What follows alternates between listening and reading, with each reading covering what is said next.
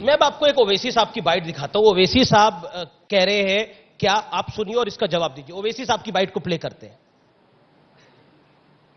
मुख्यमंत्री नहीं रहेगा,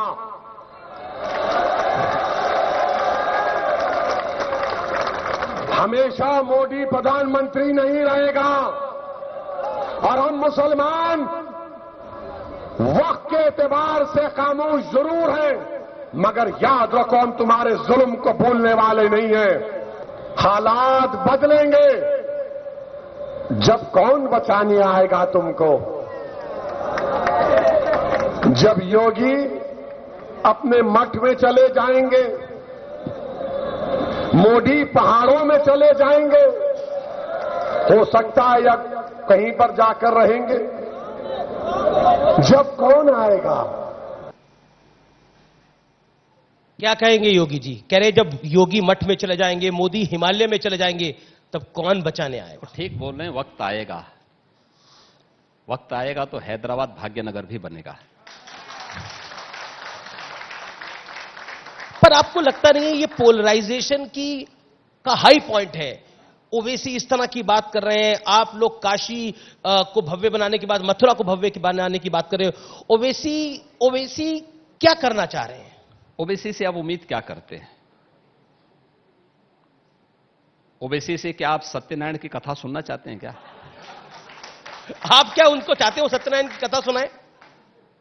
उनका चेहरा मोहरा, उनका राग रंग जो है, वो कभी भारत के गौरव और भारत के सांस्कृतिक राष्ट्रवाद का प्रतीक हो ही नहीं सकता। उनके जो संस्कार हैं वो बोलेंगे, मेरे जो संस्कार होंगे मैं वो बोलूंगा। पर वो तो अखिलेश जी के खिलाफ भी बोल रहे हैं। देखिए, वो कहते हैं कि 19% मुसलमानों का कोई सगा नहीं है। मैं वही कह रहा हूं, सबने ठगाया। अगर यही दिमाग में बात सबके आ जाता तो ये वोट बैंक की राजनीति ही समाप्त हो जाती। राष्ट्रवाद, सुशासन और विकास पे राजनीति होती, इन मुद्दों पे चर्चा होती जी। कोई इन मुद्दों पे चर्चा नहीं करना चाहता है, क्योंकि सपा को भय है कि राष्ट्रवाद जिस दिन प्रखर होगा और जिस दिन हुआ उस दिन वंशवाद और जातिवाद समाप्त। वो कहते हैं हम तो गन्ने की बात करते हैं, ये जिन्ना की बात करते हैं। हमने गन्ना की बात भी की और उन्होंने जिन्ना की बात की। हमने गन्ना किसानों के गन्ना मूल्य का भुगतान किया।